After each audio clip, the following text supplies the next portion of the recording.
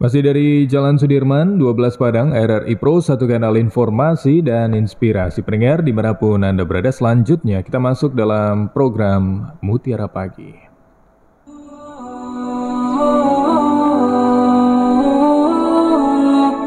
Selanjutnya kita ikuti program Mutiara Pagi.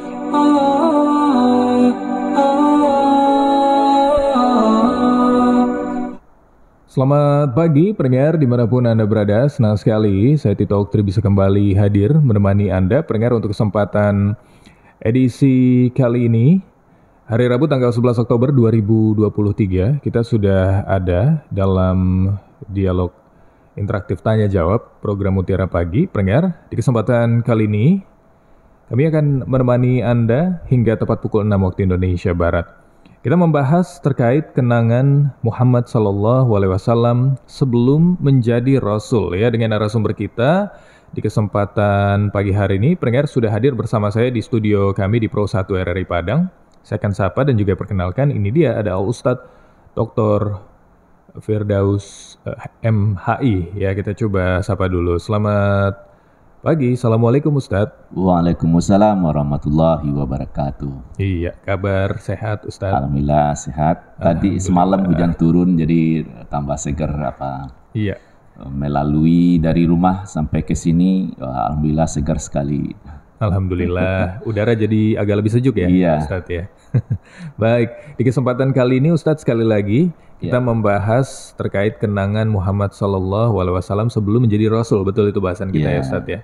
Oke, Anda bisa ikut bergabung pendengar bersama kami, silakan saja melalui telepon di 812878 atau bisa juga melalui WhatsApp kami pendengar di 081166669975. Atau untuk Anda juga yang ingin ikut bergabung melalui aplikasi RRI Digital juga bisa ya, silakan saja Anda bisa chat secara langsung di sana. Narasumber kita pendengar di kesempatan kali ini sekali lagi bersama dengan Al-Ustadz Dr. Firdaus MHI selaku dosen ilmu falak dari Universitas Muhammadiyah Sumatera Barat, anggota BHR Sumatera Barat dan juga anggota Komisi Fatwa MUI Sumatera Barat. Baik Ustadz, kita mulai ya Ustadz ya. Baik, di awal kali ini Ustadz bisa sampaikan dulu ini Ustadz terkait bahasan kita yaitu kenangan Muhammad SAW sebelum menjadi Rasul. Silakan Ustadz. Nah, baik, terima kasih Tito. Assalamualaikum warahmatullahi wabarakatuh. Alhamdulillahirabbil alamin. Asyhadu an la ilaha illallah wa asyhadu anna Muhammadar Rasulullah. Rabbishrah li sadri wa yassir li amri wahlul 'uqdatam min lisani yafqahu qawli.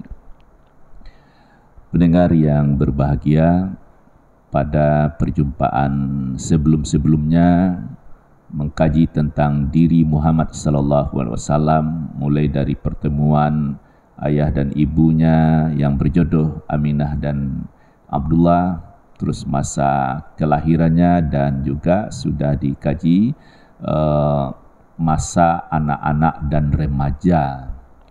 Terus malah terakhir pertemuan kita tentang pernikahan Muhammad SAW. Lalu sekarang apa kenangannya sebelum jadi Rasul? Ini nanti lebih fokus menjelang dia jadi Rasul setelah menikah. Tapi paling tidak kita ulang sedikit saja. Kalau kenangannya waktu anak-anak, ya dia umur 5 tahun, pintar berbahasa Arab Quraisy, itu hasil dari perjumpaannya dengan ibu susuannya yang melatih di perkampungan Bani Sa'ad. Bersama kakeknya 2 tahun banyak dapat pelajaran dengan Abdul Muttalib, tapi 2 tahun bersama kakek meninggal. Kemudian 16 tahun bersama pamannya Abu Talib, itu banyak sekali kenangan, suka duka, riang gembira, dan perjuangan yang panjang, diantaranya memelihara ternak, berdagang, dan terhindar dari menonton tontonan yang tak pantas pada dirinya. Terus setiap tahun juga menonton pasar UKAS, pasar intelektual, lomba pidato, puisi, syair-syair, itu ada setiap tahunnya di pasar UKAS. Dan perdagangan menjualkan barang dagangan Khadijah ya. Nah, sekarang kita lebih kepada apa kenangan Muhammad sallallahu alaihi wasallam setelah menikah sampai jelang jadi rasul. Pasti sangat banyak, tentu kita hanya bahas sedikit pula. Untuk lebih luas kan bisa dibaca buku-buku tentang sejarah Muhammad sallallahu alaihi wasallam. Di antara kenangan yang kita angkat pagi ini adalah pada waktu dia usia 35 tahun, Ka'bah rusak berat, dilanda oleh air bah ya. Sehingga tidak mungkin diperbaiki, misalnya diplester, tidak bisa, tapi harus dipugar. Nah, bagaimana caranya? Waktu itu Ka'bah dibersihkan luar dan dalam, kemudian diruntuhkan sampai merata. Bertemulah dasar pondasi Ka'bah itu yang dibangun oleh Nabi Ibrahim. Pondasinya itu tidak datar seperti punggung onta, liku-likunya. Mungkin itu juga kalau disambung ke atas dia lebih tahan, karena waktu itu belum ada besi ya kan, ada besi dirangkai lalu dicor dan seterusnya, itu kan belum ada. Nah, kemudian dinaikkan Ka'bah setelah dibangun, masing-masing sisi tanggung jawab suku yang telah disepakati. Muhammad sallallahu alaihi wasallam ikut membangun Ka'bah, membantu pamannya. Sampailah Ka'bah dalam ukuran yang disepakati. Ka'bah yang dilihat sekarang itu kan bujur sangkar ya, memang bedanya sedikit. Terlihat segi empat.